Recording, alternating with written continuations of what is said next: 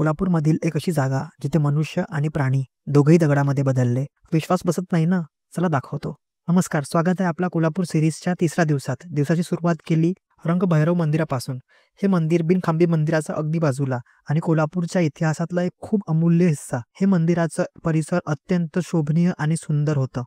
आणि तिथून निघालो. 2 दिवस कोल्हापूरमधील राहिल्यावर शेवटी आज चान्स मिळाला कोल्हापूरमधील अस्सल मिसळपाव ट्राय करायचा. आणि वा, काय स्वाद होता! आणि यांनी आपला आवडता डिशेस ऑर्डर केल्या. ब्रेकफास्ट करून आम्ही निघालो कोल्हापूरच्या सर्वात प्रसिद्ध ठिकाणामधून एक, न्यू पॅलेस. हे महल 1884 ते 1878 मध्ये छत्रपती शाहूजी महाराजच्या शासनात झाले. हे महल ब्रिटिश आर्किटेक्ट चार्ल्स मंटनी डिझाईन केलं. महल हिंदू आणि युरोपियन स्टाईलचा सुंदर मेळ आहे. महलामध्ये आजही शाहूजी महाराजचे कपडे, त्यांचे हतियार आणि घरचे फर्निचर आहे. हे महल शाहू महाराज म्युझियमनी ओळखलं जातं आणि त्यांची आठवण म्हणून इथे सर्व वस्तू बघायला भेटतात. महलाचा बाहेरचा बगीचा खूप सुंदर आहे आणि इथल्या मोर बगीच्यामध्ये आम्हाला मोर पण बघायला भेटले. महलाच्या बाहेर पडताच आम्हाला हे काही प्राणी पण बघायला भेटले. आणि तिथून ऑटो घेऊन आम्ही 10 किलोमीटर प्रवास करून पोचलो कोल्हापूरच्या एक मस्ट विजिट जागेवर, कण्हेरी मठ.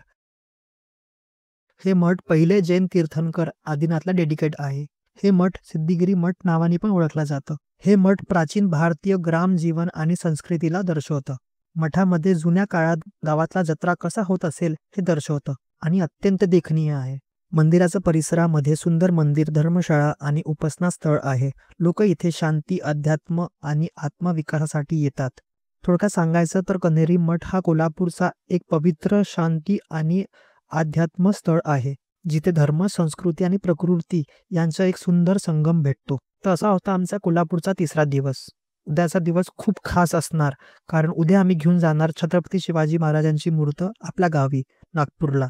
तर भेटूया नेक्स्ट व्लॉगमध्ये. जय महाराष्ट्र.